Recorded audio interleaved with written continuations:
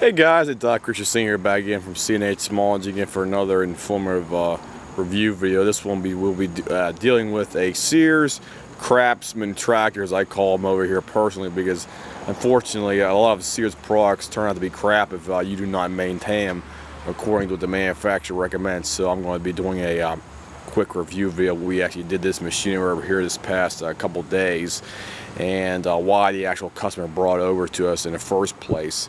And this is a Sears DYS 4500 on the front up here. Let me give you a better snapshot about that right there as well too. DYS 4500. That's the outer model number on here. The inner one they have, as I call them on here, is the actual tag designation right here for that. So let me get this thing cleaned off here for you guys. It's a 917-288-260. The serial number 04 starting right there for that as well too. This one has the gasoline tank in the back underneath the seat, so obviously you have to have a fuel pump on the machine in order for it to function properly to pull the gas up to the carburetor. So this one has the Intech V-twin engine on it, the Intech V-twin 20 horsepower overhead valve to be more specific. These engines typically are well built as long as you maintain them and stuff like that. And the reason the customer called us up and brought this thing over to us was primarily because he could not get it started. He let it sit for about, he was claiming 2 months, but I honestly don't know. But he said it was sitting for a couple months. He couldn't get it started. He put a new battery in there from his friends or something like that tractor, and that didn't help it. He put a new starter in there. He told me for about he told me he bought for about 170 bucks a new starter. Oh, there's a helicopter going over right now. I apologize for the noise. And he was just throwing parts in it basically, and he still could not get it to function properly. He cleaned up all the terminals and everything else in there for that, and he called us up eventually because he finally got frustrated with the machine not acting right for him. And we checked it out over here, and we found out he had multiple issues with the machine personally over here by us. The valves were way out of whack right there. The one valve was like 0.020 on the intake and the exhaust on there for that. And the other side, let me see, I think I have it marked on there as well too. They were about 0.015 and 0.007 on the other side right there as well too. Plus the spark plugs were completely black. I don't like telling people that, but they were coal black. They were just completely packed up with carbon on there. And the other thing is the battery he had in it right now, currently the one he got from his friend, it's only about a 250 CCA battery he got in it right now. Let me see, get a better picture there, but it's about a 250 CCA and a 310 cold cranking amps. We do recommend, if you have a bigger engine like this, I recommend sticking the biggest battery you can possibly squeeze into the battery area right there for that, because these engines require at least a 300 to 350, 400, whatever you can find out there, the highest CCA available out there. I'd recommend like Die Hard Gold or Advance or AutoZone battery out there. As long as you get the one that has at least 300 to 350 CCAs out there. And I do recommend charging them at least once or twice a season because of that fact. This engine is basically the biggest engine they currently make. I think they might make about a 25 or 26, but in general speaking terms, this is the biggest one that they typically make out there for these lawn and garden tractors, because this is more along the line of a lawn and garden rather than a typical lawn tractor because of the size of the actual specific engine on it. And we went ahead and got the valves adjusted up on here. We got them back down to spec and put new spark plugs in there. And there's one other thing I wanted to mention as well too. This guy had extremely funny oil. I don't know how to describe it. The actual oil was like almost like molasses, like tacky in there.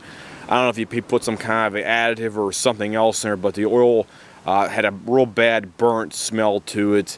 And whenever we actually took it out when it was sitting in our garage down here, The oil had like a real tacky smell, or I should say a real tacky feeling, I should say, sorry about that. And the oil had a real burnt smell to it, like it was burning or something in there. And I'm thinking he might have had some kind of fuel additive or oil additive be put in there by accident. I honestly don't know, but we drained the oil out, and rather than being the typical color oil is when it's being used up, typically we see machines that have oil that's either like black or like a golden amber honey color. This guy's oil was almost like a dirt brown, if I can say it. That it did not look like your typical oil that looks to be used up after a few years of not maintaining your machine. So we went ahead and drained it out and put a new high performance Briggs & Stratton filter on here, because the high performance ones are usually the yellow color as it looks right here. The typical standard OEM ones that they come from the factory are typically black, and the yellow one is slightly better because it's a high performance or high efficiency, whatever they call it out there. So that's, I would personally recommend, anytime you got a tractor and you want to get something extremely good for it, get a high performance yellow one, as this one right here has on it. And get a better picture right here. That's what it has on it right now. Currently, I don't have the specific model number for it, but that's what it is right there. I'd recommend getting get the yellow one as opposed to the typical black one, because yellow one will last longer because of the high capacity. I guess they have high capacity media in the actual filter, but that's what it takes, and it's an upgrade piece of part right there, if you want to call it that, for that. So let me get another walk around the back here as well too. This is a hydrostatic unit as well too, guys.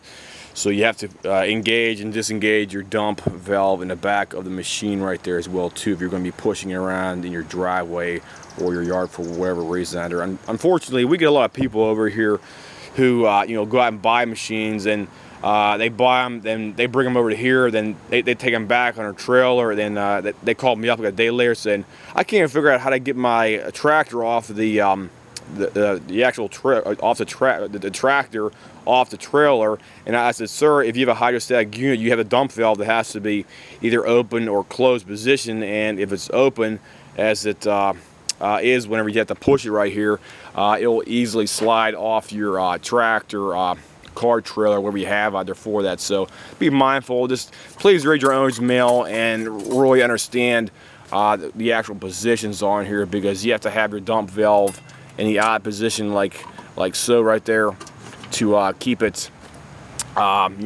keep it moving whenever you want to like push it down a slope or in your garage or something like that. Then once you want to start your machine up, you have to push it back in all the way right here, so it will engage the transmission right there for that, guys. Just be mindful of that one specific thing, because I get a lot of guys who simply just throw out their owner's mail and don't even pay any heed or mind to it whatsoever for that. So that's a good update. You should definitely always know how to do that in engaging and disengaging your dump valve on your machine specifically.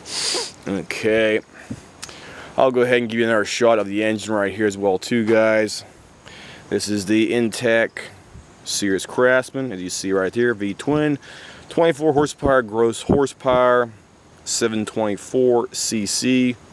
And I'll give you a snapshot of the actual tag model number right here. Let me get a better picture for you guys. Sorry about this.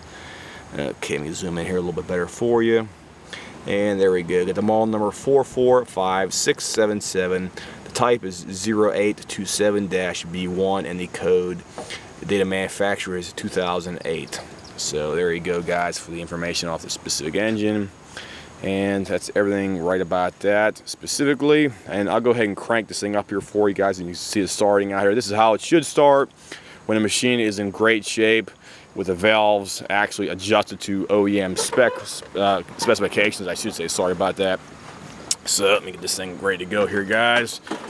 Pedals all the way down. Okay. Put up on throttle all the way, pull the choke out, chokes out, everything's off there. Okay, we'll go ahead and fire this thing up here.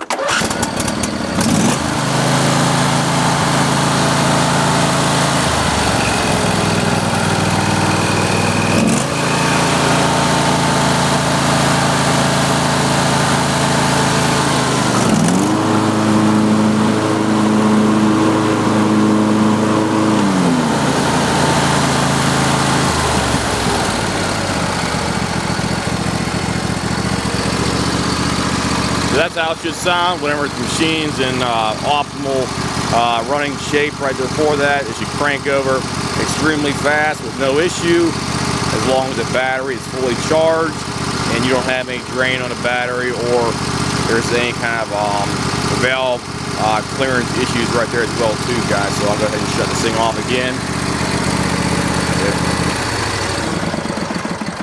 So that's how it should run whenever it's in great shape. So anybody has any comments, questions, whatnot, as usual, just give me a call or just leave me a message here in the page on here, and I'll try to get back to you with any kind of you know, basic tractor or lawn and garden tractor help out there if you need anything like that for that, guys. So I'll see you guys. Have a nice day.